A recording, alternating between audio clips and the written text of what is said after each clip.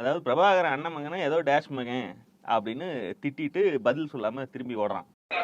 இப்ப பிரபாகரோட அண்ணன் மகன் வந்து தெரிவிச்ச கருத்து வந்து பெரிய விமர்சனத்துக்குள்ளாயிட்டு இருக்கு. நீங்கள் வந்து பிரபாகரோட இருந்த புகைப்படம் வந்து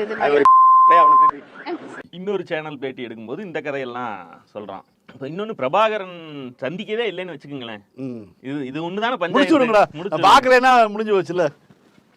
நான் ஏற்கனவே பேசினதுதான். பிரபாகரனோடு உனக்கு நட்பு இருக்கு, இவங்க 2 பேரும் உறவு கொண்டாடினாங்கிறதுக்கெல்லாம் நாம் தமிழர் கட்சியில தொண்டர்கள் இல்லை. அதே திமுகவை திட்டுறாங்கிறதுக்காக தான் வந்து சேர்ந்திருக்காங்க. அதிமுகவில் ஜெயலலிதா இருந்த வரைக்கும் இருந்துச்சு. ஜெயலலிதா இறந்த பிறகு கொஞ்சம் கொஞ்சமா அப்படியே திமுக வெறுப்பாளர்களுடைய ஒரு பேக் வந்து நாம் தமிழர்ல சேர்ந்திருக்கு. அதனால அவன் பிரபாகரன் சந்திச்சாலும் சந்திக்கலினாலும் அதெல்லாம் ஒன்றும் பிரச்சனை இல்லை. ஆனா கேள்வி கேட்கிறாங்கன்னு அதை தடுக்கிறக்கு அவன் என்ன வழி பண்றான்னா, ஆணா இருந்தா அவன் என்ன செய்வான்னா, நீ யாரு, உன் ஜாதி என்ன, உன் குடி விவரத்தை சொல்லு அப்படின்னு மிரட்டுவான், ஏறி அடிப்பான்.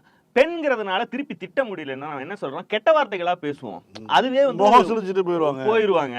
மேடை ஏறணும்னு முன்னாடி இருக்கக்கூடிய அப்படின்னு பேசினாரு பெரியாரு அப்படின்னு. இன்னொரு இது மேடையில ஏறினா பெரியோர்களை தாய்மார்களை முன்னாடி இருக்கிற என்ன அர்த்தம்? அது அன்னைக்கே கல்லையும் செருப்பையும் விட்டு எரிஞ்சிருந்தா சரியா இருந்திருக்கும்.